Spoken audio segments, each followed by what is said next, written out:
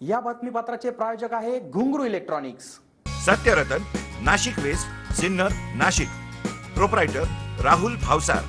Mobile क्रमांक 8308 46 11 11 91 75 23 67 08. सन 2000 या साली इयत्ता 10वीची परीक्षा देऊन ठिकठिकाणी विविध क्षेत्रात काम करणारे विद्यार्थी अथवा लग्न होऊन सासरी गेलेल्या विद्यार्थिनी यांनी पुन्हा एकदा एकत्र यावे ही संकल्पनाच मुळी प्रसन्नदायी वाटते. मात्र तब्बल 20 वर्षांनी एकत्रित येण्याचा आनंद तालुक्यातील दापूर येथील न्यू इंग्लिश स्कूलच्या माजी विद्यार्थ्यांच्या मेळाव्यात दिसून आला. तालुक्यातील दापूर येथील न्यू इंग्लिश स्कूल दापूर येथे सन 2000 या वर्षी SSCची परीक्षा देऊन उत्तीर्ण झालेल्या विद्यार्थ्यांनी पुन्हा एकत्रित येऊन सुखाचे काही क्षण अनुभवावे, जुन्या मित्रमैत्रिणींना भेटावे या उद्देशाने शनिवार दिनांक 18 जानेवारी रोजी माजी विद्यार्थी मेळाव्याचे आयोजन करण्यात आले होते. तब्बल 20 वर्षानंतर पुन्हा शाळेत जाण्याचा आनंद सर्वांच्या डोळ्यात आनंद अश्रूने दिसत होता. या 20 वर्षाच्या काळात कोण मुंबई, पुणे, नाशिक परदेशी व्यवसायानिमित्त तर कोण नोकरीनिमित्त ठिकठिकाणी कार्यरत असून काही तर भारतीय सैन्य दलात विविध पदावर काम करीत आहे. मात्र 20 वर्षानंतर आपल्या सर्व मित्रांना एकत्रित भेटण्याचा क्षण पुन्हा कधीच येणार नसल्याने या मेळाव्यास अनेकांनी हजेरी लावली होती. जुन्या आठवणींना उजाळा देताना अनेकांना गहिवरून येत होते. सन 2000 या बॅचला शिकवणारे शिक्षक देखील या मेळाव्यास हजर होते. या प्रसंगी या शाळेत माजी विद्यार्थ्यांच्या हस्ते 60,000 रुपये किमतीचे सुसज्ज असे व्यासपीठ भव्य छत उभारण्यात आले आहे. त्याचे उद्घाटन मान्यवरांच्या हस्ते करण्यात आले. या मेळाव्यात विविध मान्यवरांसह माजी विद्यार्थी मोठ्या संख्येने उपस्थित होते. SN न्यूजसाठी युनुस मनियार. बदल झालेला आहे तसा शिक्षणाच्या प्रवाहातही बदल होत चाललेला आहे आणि आत्ताचे शिक्षक खात्रीने तुम्हाला जो काही दर्जेदार शिक्षण आहे ते देण्याचा प्रयत्न करत असतील. कदाचित आमच्या वेळच्या शिक्षकांनी जे आम्हाला चांगलं दिलं त्यामुळे आम्ही चांगल्या क्षेत्रात जाऊ शकलो. परंतु इथं 10वीची मुलं असतील तर त्यांना एकच छोटासा मी संदेश देऊ इच्छितो की मित्रांनो, फक्त तुमच्याकडे एक गोष्ट आता तुमच्या हातात आहे आणि ती म्हणजे कष्ट करणं, अभ्यास करणं, मेहनत करणं आणि कुणावरतीही अवलंबून न राहता स्वतःवरती आणि शिक्षकांकडून नक्कीच म्हणजे मला हेही आठवते की आमची 10वीच्या बॅचच्या वेळेस नाईट स्टडी सुरू असायचा.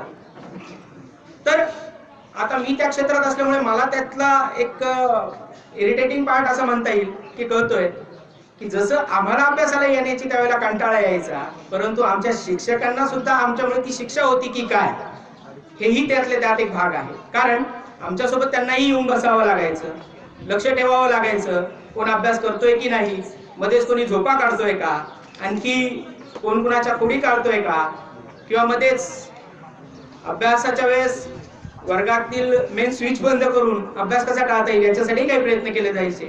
परंतु आज ती भाग नाहीये. आज आम्ही ती आज जमण्यामागचा एक खरा उद्देश असा होता की जे दिवस म्हणजे कधी आता मलाही माहिती मी बोलतोय, मुलं खाली बसून त्यांचा आपसात चर्चा सुरू आहे.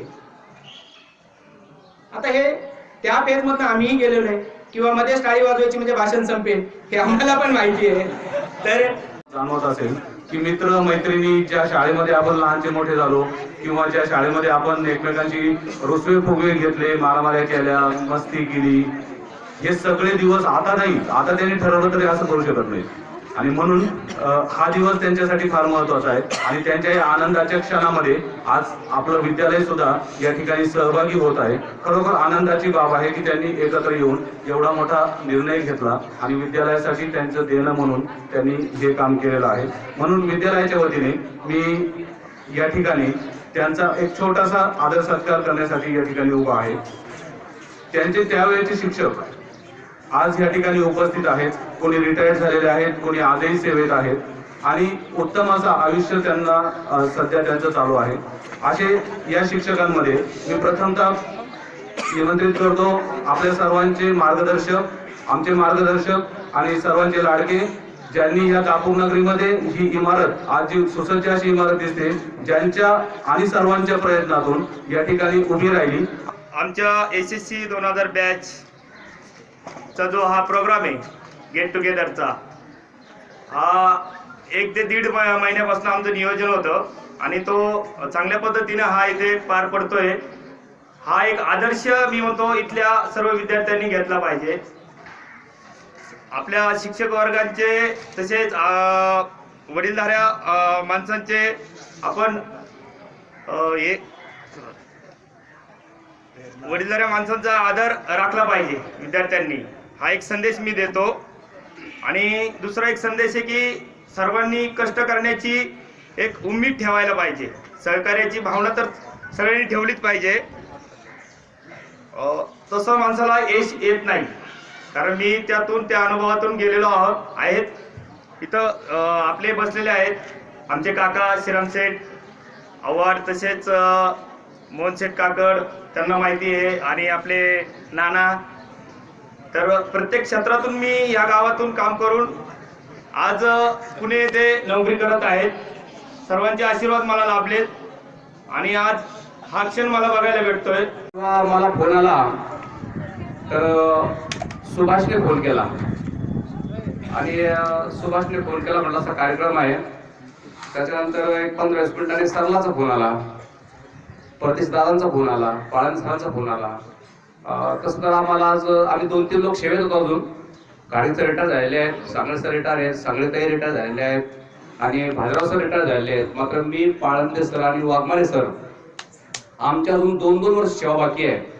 तर मला आज इन्स्पेक्शन होतं, आता सर गेले इन्स्पेक्शनला, परंतु या तुमच्या स्नेहामुळे, तुमच्या प्रेमापोटी आणि तुम्ही फोन केले आणि आम्हाला ते डावलता आलं नाही, ते काम दुसऱ्यावर सोपवून दिलं आणि तुमच्या प्रेमापोटी, या दापूर नगरीच्या प्रेमापोटी आम्ही या ठिकाणी झालो. आमच्या जीवनाला, जसं विद्यार्थ्यांच्या जीवनाला टर्न मिळालेला आहे. विद्यालयामध्ये शिक्षण घेऊन त्यांच्या पायावरती आज उभे आहेत. नवे चांगल्या ठिकाणी, चांगल्या जागेवर, सन्माननीय पदावर काही त्या ठिकाणी विद्यार्थी बसलेले आहेत. तसंच आम्ही शिक्षक, आता गाडगे पाटलांनी सांगितलं की या ठिकाणी आल्यानंतर खऱ्या अर्थाने प्रेम काय आहे, सेवा काय आहे, शाळा काय आहे, गाव काय आहे, एक बाहेर गावचा मनुष्य येऊन या गावामध्ये गावचाच होऊ शकतो. आज खरं तर सोनियाचा दिवस म्हणावा लागेल. आमची शाळा 2000 सालची बॅचचे हे गेट टुगेदर आहे. वर्तमान काळ हा भूतकाळात डोकावतोय. तत्कालीन आठवणी आज अंतःकरणात भरून येत आहेत. आपली शाळा, आपले शिक्षक, आपले मित्रमैत्रिणी हे सर्व आपलं म्हटलं की किती छान वाटतं, जिव्हाळा तयार होतो. आजच्या या धावपळीच्या युगामध्ये तत्कालीन मित्रमैत्रिणी भेटणं म्हणजे ही खरोखरच घडणे म्हणजे भाग्यच आहे, नाही का? आणि गुरुजनांनी दिलेले संस्कार, ज्ञान आमच्या पाठीशी आहे. त्या जोरावरच आम्ही आज यश गाठू शकलो आहे. कोणतेही काम स्वीकारा, जर हे मनापासून केले तर यशस्वी होऊन त्यासाठी मेहनत करण्याची तयारी ठेवावी लागते. स्वातंत्र्यवीर सावरकर सुद्धा समुद्रातील पाण्याशी बोलले, ने मजसीने परत मातृभूमीला सागर प्राण तळमळला. हे काव्य त्यांना फ्रेंचच्या समुद्रातून नेले जात असतानाचे आहे. मातृभूमीची तळमळ, ओढ, जिव्हाळा यातून स्पष्ट होतो. तसेच आज खरोखर येथे येण्याच्या आधी माझी मनस्थिती तशी झाली होती, मी सावरकर नाही, पण हे मला वाटले की मी कधी मैत्रिणींना व गुरुजनांना भेटेल, त्या वेळेच्या आठवणीतील आम्ही रमू आणि गप्पा गोष्टी करू. या ठिकाणी बोलताना आम्हाला एक आठवण येते, जी शाळा होती तेव्हा फक्त पुढची शाळा होती, मागे काही नव्हतं 20 वर्षापूर्वी. आणि आम्ही आता प्रार्थनामध्ये, मी तर नेहमी पुढे असायचो, परदेशी सरांना माहिती आहे, नेहमी हो ना, ढोल किंवा पेटी वाजत मी कधी प्रार्थनेला कधी मुलांमध्ये उभं राहिलोच नाही 5वी पासून 10वी पर्यंत.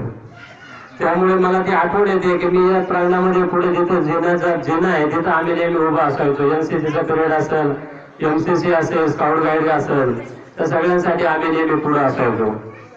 त्याचप्रमाणे निबंध स्पर्धा असेल, वक्तृत्व स्पर्धा असेल, 5वी पासून 10वी पर्यंत, 5वीच्या 6वीचा एक गट असायचा आणि 8वीच्या 10वीचा एक गट असायचा. माझं हस्ताक्षर खूप चांगलं होतं. पाळंदे सर आम्हाला 10वीला असताना क्लास टीचर होते. पाळंदे सरांनी कधी हजेरी रजिस्टर जे होते त्यांनी कधी भरलंच नाही. संदीप सगळे आल्याने पुढे असायचा.